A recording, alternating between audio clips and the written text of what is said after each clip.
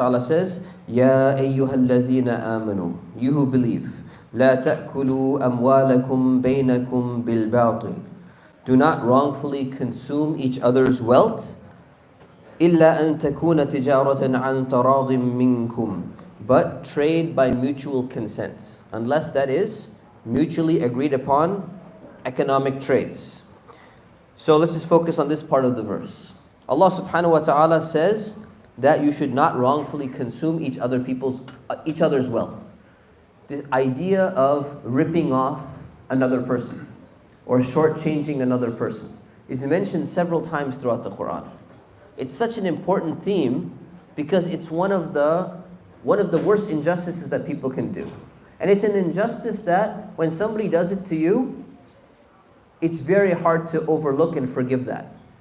So we need to be people of amana, people who fulfill our trusts. When we're engaging in business with somebody, we need to make sure that we're having the highest principles possible. So let me give you some examples. If you work for a company and you have a timesheet, you cannot adjust the numbers and lie on your timesheet and say, you know what, I worked 9 hours, but you actually worked 6 hours. You say, you know what, some people make an excuse and they say, but the company, they have so much money. It's not a big deal, they have so much money. So what? You're Robin Hood? You're going to go and steal from someone you're going to go find someone who has an expensive car in the parking lot? You're going to steal their car? They have so much money. They could probably buy another one. This is not the way it works in Islam. So when we do something like that, we have another concept. We have this idea of sometimes people, they'll go and, they won't do the things that they say. So for example, they don't do their job properly. So let's say somebody's repairing a car. And this is sometimes known in some industries. Field of mechanic, beauticians, sometimes in the medical field. Somebody comes to you and says, I want you to diagnose this problem in my vehicle or in my computer or whatever it is. And you start all of a sudden throwing out, oh, this needs to be fixed, this needs to be fixed, this will cost you this much money. And you start going and overcharging people for something that shouldn't be the case. And this is all in the concept of consuming other people's property and their money unlawfully. And we as Muslims need to be the best examples of that. From both sides. Let's just give you the mechanic example. This is not to put down mechanics at all. Okay, but this happens in every field.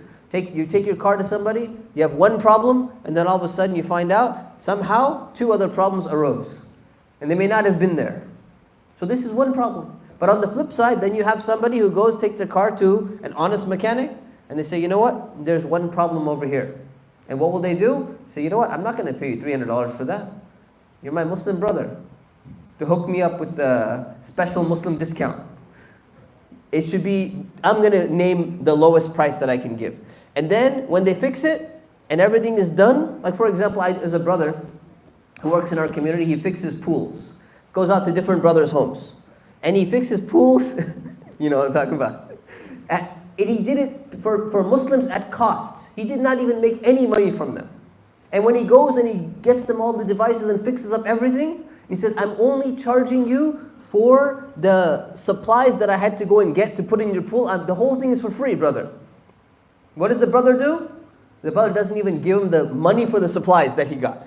He said, I'm going to give you nothing. You're asking me for too much money. He said, I'm asking you literally for zero labor. I'm just putting everything for free in you. This is how much I had to pay for the supplies to fix your pool.